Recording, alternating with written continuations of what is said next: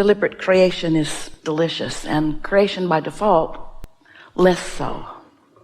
In fact, creating by default, it's terrible. If you don't know what's coming to you and what it is that you're doing that is causing it to come, then you get into a mode of futility where you're blaming others, needing them to be different. And the reason that so often that happens with humans is because you are natural harmonizers. You are born with every aspect of your being seeking harmony.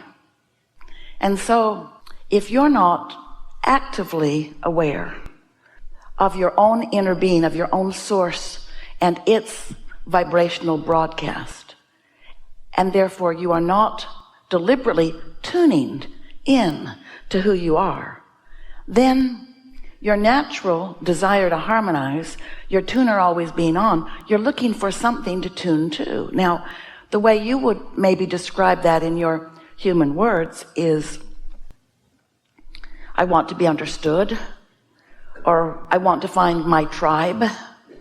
I want to find those who think like I do. And all of that seems just fine. We're not discouraging harmony. We are just wanting you to prioritize your points of harmony. We're just encouraging you to understand that you are an extension of source energy, and that source energy, who remains non-physically focused, is broadcasting to you continually. And not only is it the energy that you were before you came into this physical body, it's the energy that, since you've been in this physical body, that non-physical part of you has become because you're in this physical body. Does that make sense to you? Probably not at all. You're an extension of source energy, sifting and sorting and evaluating and deciding and launching your rockets of desire or rockets of preference. And whenever you do that, the non-physical part of you, who knew that you came for that very expansion purpose, is aware of each new thing that you put into your equation as you become more and more. In other words, every time you know what you don't want, what you do want becomes a real thing. When a circumstance occurs and you respond to it or react to it, which seems like a normal thing to do, your reaction of what is unwanted causes an equivalent vibrational launching of a point of attraction of what you do want. You cannot be in a moment where unwanted does not produce wanted. But what happens is, because you're usually wrapped up in the unwanted part of this equation, then the wanted goes unnoticed by you, not sought after by you. In fact, mostly you're defensive about what it is you don't want, not realizing that you are calibrating to the problem. You're calibrating to the what you don't want. Now, the thing that may seem unfair to you about this, it isn't. But it may, until you get the whole picture understood and are actively calibrating deliberately. It may seem like when something happens that it's normal to have a knee-jerk response to it, and it is.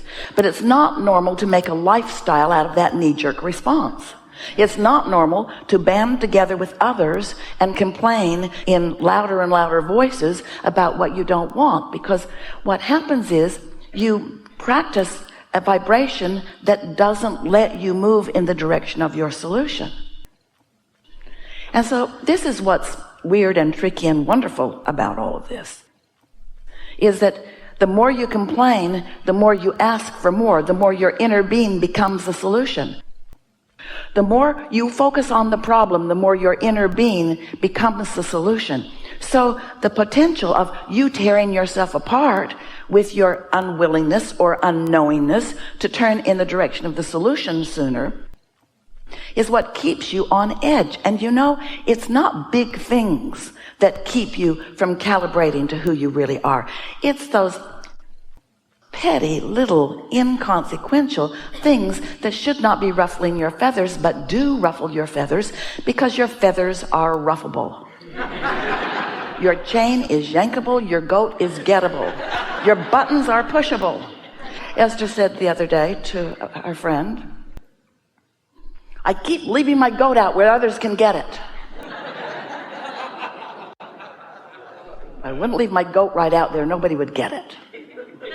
And there's something to that. In other words, if you practice, if it is so important to you that you harmonize with this one and this one and this one and this one and this one, first of all, it's not easy. If there's only one of them, you can pull it off.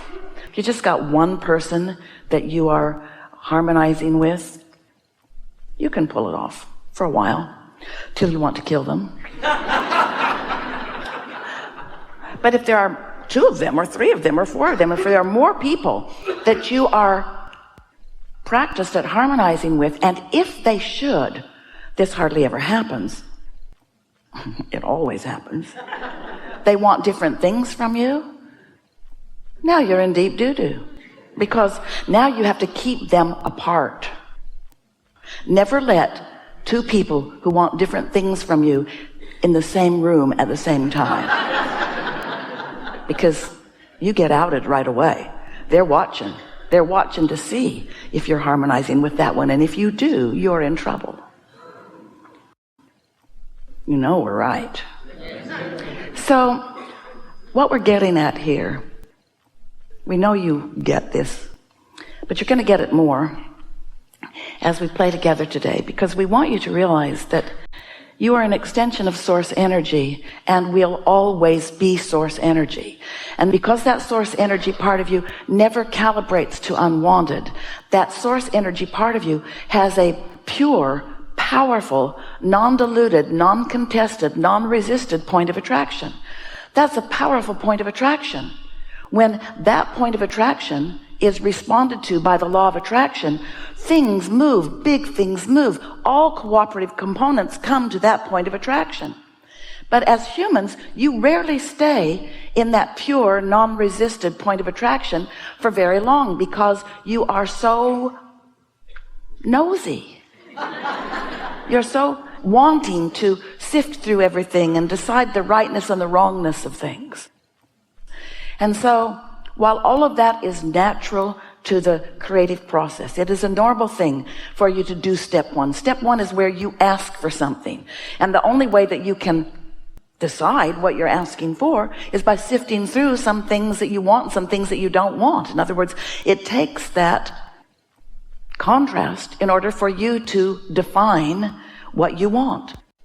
And when you do define it, even if you don't speak words to it, you launch a rocket of desire that your inner being includes, becomes, synthesizes, molds into that point of attraction, which is who you really are.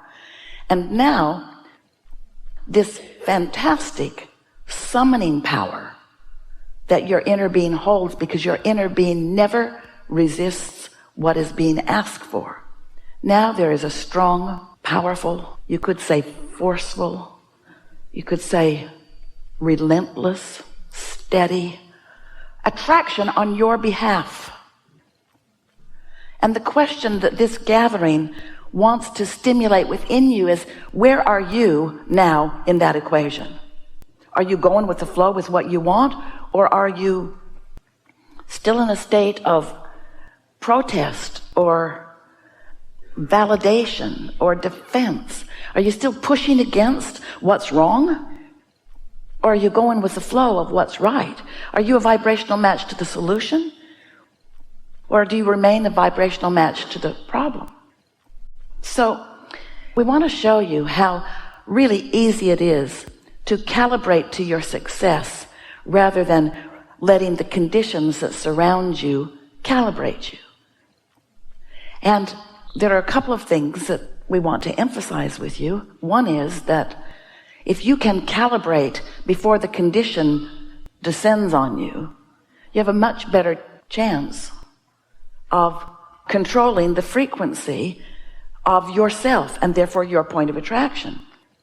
But if you have not gotten out ahead of it, if you haven't been deliberately quieting your mind, if you don't meditate on a regular basis, or if you're not basking or looking for positive aspects on a regular basis, if you're just an observer of life, and we want to say to you that most people offer most of their vibration in response to what they are observing. And in this world today, there is such a plethora to observe of both wanted and unwanted that most people have a very mixed bag of vibration that you are offering at any point in time, which means your goat is gettable. It means there's something within you that very well could harmonize with something that someone walks in the room, and let's say into your room, into your space, and let's, for sake of this analogy, say that they've not been meditating and they've not been reaching for alignment with who they really are, and they're not in a state of love or appreciation. They are really in a mean, ornery, vulnerable feeling, defensive state. You work with that person or live with that person or are that person. So that person walks into your space, and let's say that you've lived everything that that person is ornery about yourself. You also have felt undervalued or unseen or not noticed or not cared for. You've had some of those feelings in response to the way your life has been going for you. So you have some active vibrations within you because your vibration on every subject is where you last left it. Now, it may not be active right now in this moment, but the probability of it becoming active, if it's where you last left it, and it always is a sure thing. So you didn't meditate, and you're not tuned in, and you're not tapped in, and you're not turned on, and you're not feeling good, and you haven't been basking. You just showed up there where this other person showed up. You're not particularly ornery, and what's bothering this other person was not active within you, but because your vibration is where you last left it, and because you're not tuned in to your higher power, to your higher clarity, to your greater strength, then that person is going to dominate the energy space around you. That person is going to just be there, just looking the way that person is looking, and feeling the way that person is feeling, and even if that person doesn't say anything, he's gonna get your goat. He's gonna push your buttons because you didn't do something to get out ahead of it. You just sort of blundered into this segment of life experience, unprepared for what was there, and what's dominant always wins. So if you get out ahead of it, then you have a much better opportunity of not having such a bumpy ride. If you don't get out ahead of it, you're gonna have a bumpy ride, because if somebody's in your space and they're feeling great, you probably do too. And somebody's in your space and they're feeling rotten, you probably do too. And probably you are not feeling very powerful or very capable of holding your own, because you find yourself up and down. It's sort of a roller coaster ride that you're living. And so then you usually do what most people do. You start blaming others for how you feel, which makes you want to join together with clubs. In other words, you want to join together in groups of people that feel more like you feel, so that your ride isn't so rough.